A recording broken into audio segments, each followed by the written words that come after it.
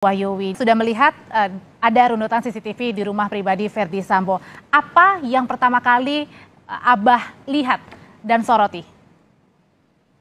Kalau dibilang apa yang dilihat, ya lihat aja sebagai tayangan aja, dinikmati sebagai satu konten.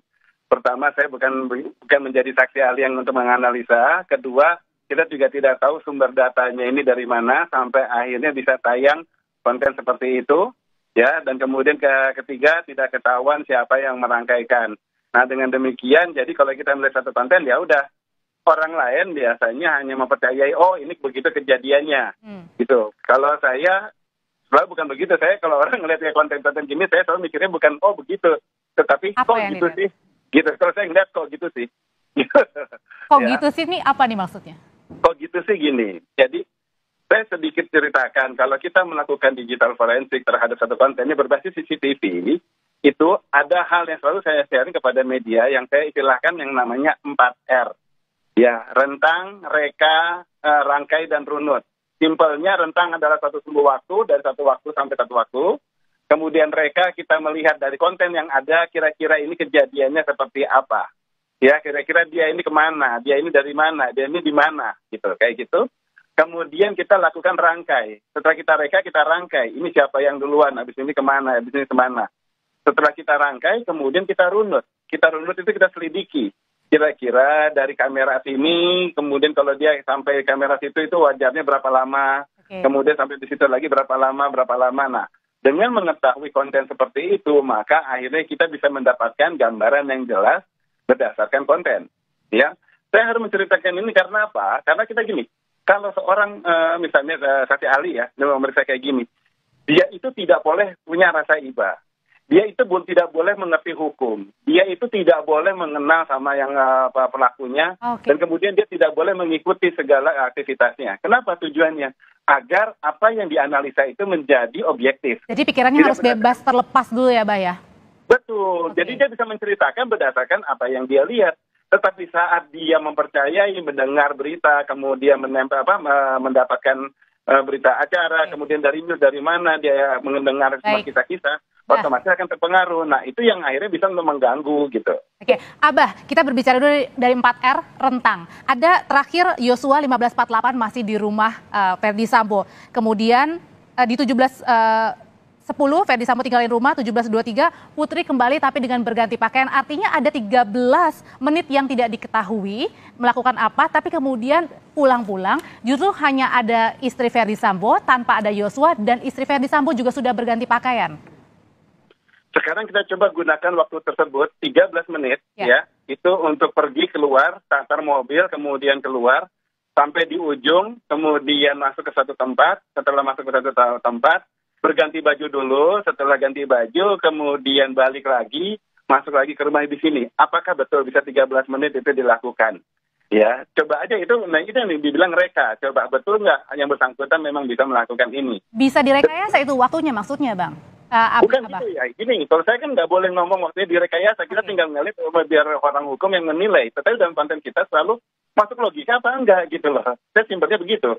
Kan saya kan nggak boleh menuduh bahwa ada satu ada rekayasa kan. Tetapi sekarang dari pembuktian ini kita bisa ketahui bahwa dengan rentang yang tersebut apa yang dilakukan seorang putri keluar hanya untuk ganti baju kemudian balik lagi gitu dengan waktu hanya 13 menit.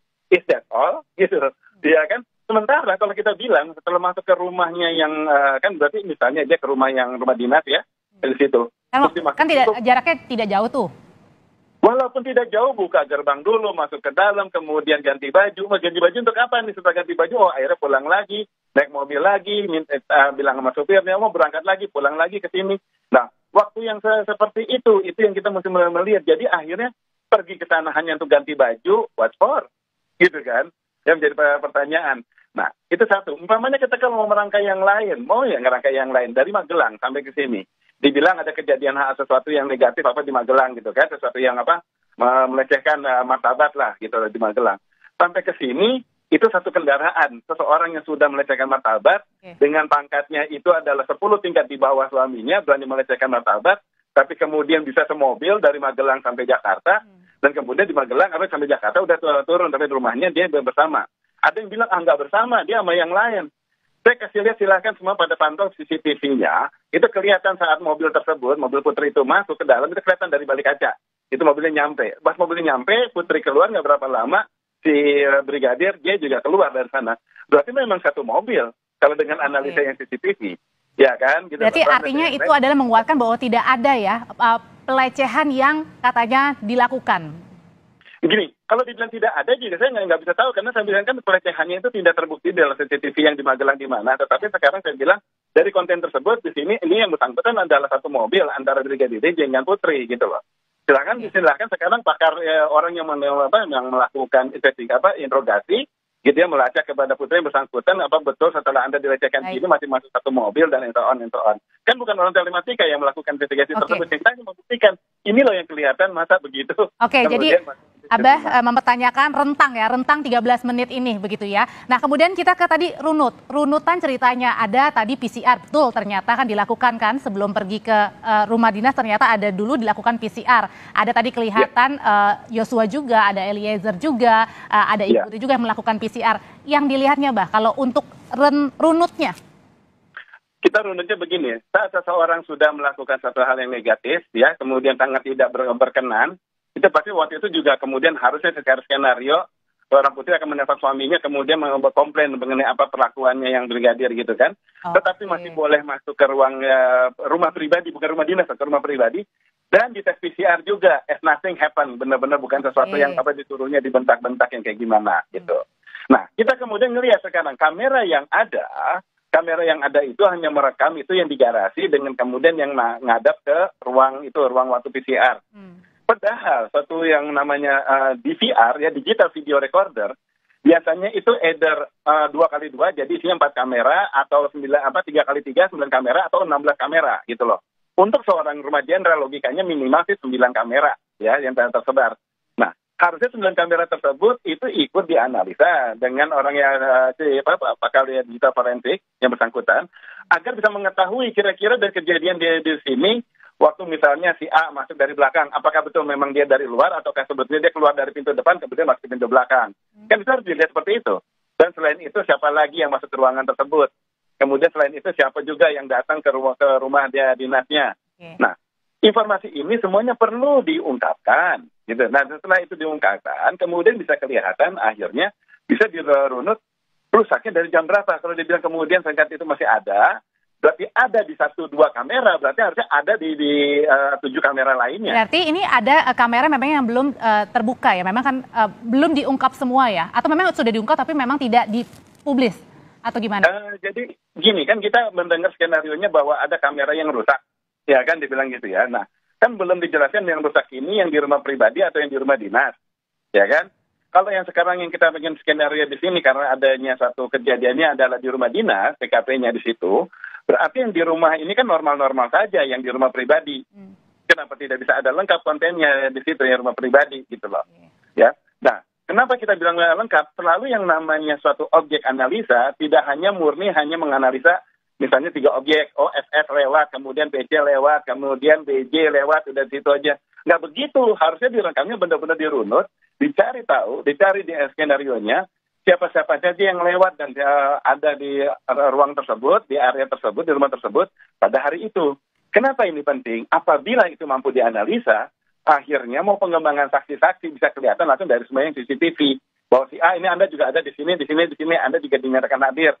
Pagi masuk jam sekian dan kemudian sampai malam Anda belum kelihatan keluar. Berarti saat kejadian Anda ada di dalam. Apa yang terjadi dengan Anda? Nah, CCTV ini bisa banyak bicara. Dan gitu runutan itu akan bisa menjadi kereka?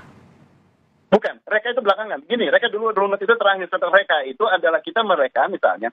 Sebagai contoh, sewaktu kita mendapatkan skenario bahwa Barada tersebut rangkaian 3 mobil ini berhenti di satu rest area. Berhenti. Kemudian ceritanya kan adalah setelah berhenti di satu rest area, dibilang Barada ini buang air. Ya kan gitu ya, kata ke toilet. Nah, kata-kata itu tidak boleh kalau sebagai seorang yang digital forensik tidak boleh keluar. Karena apa?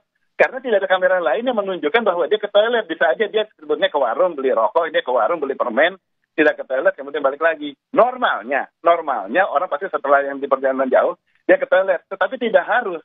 Sekedar orang jalan lewat jembatan trotoar, kemudian masuk ke satu area, belum tentu dia ke toilet, apa yang membuktikan gitu. Atau bisa saja pada saat ada kata-kata yang seperti itu. pada saat di rest area itu misalnya bisa saja Yosua pada saat itu menelpon begitu ya, bisa. Bisa jadi, ya kan, bisa jadi dia menelpon. Nah, itu dibuktikan dengan nanti yang namanya CTD, ya, cell tower dump, ataupun kemudian dari CDR, dari situ kelihatan kalau dia CTD menyatakan dia ada di lokasi tersebut, betul, berarti benar. Kemudian dia menelpon, ya bisa ketahuan dari CDR, kalau di record dia menelpon siapa. Gitu. Oke. Kemudian kita bergerak ke ambulans, Mbak. Ini tidak lama berselang, ada ambulans datang, tidak lama juga kemudian pergi meninggalkan rumah dinas. Itu sebenarnya. Aduh, saya jadi ketawa kalau soal ambulans. Gini. Soal ambulans, ya kita baru mendapatkan satu skenario, ambulans ada di suatu rekaman, dia lewat di suatu rumah, katanya rumah tetangga atau apa ya, lewat rangkaian ambulans, ke kanan, jeng. Nggak lama dia ke kiri, jeng. Oke, berarti kalau ke kanan dianggap ke rumahnya sana. Padahal belum tentu. Ya kan? Kemudian dia ke kiri, apakah dia benar untuk pergi? Berarti belum tentu, karena arah rumah dinas juga ke kiri. Gitu loh misalnya. Nah, ini si lokasi rumah tersebut itu harusnya bisa menceritakan dan mencitrakan. Yang mencitrakannya adalah bahwa memang benar 3 mobil di situ, kemudian menceritakan skenario-nya tidak hanya berbasis dengan 1-2 CCTV. Tetapi dengan rangkaian ini.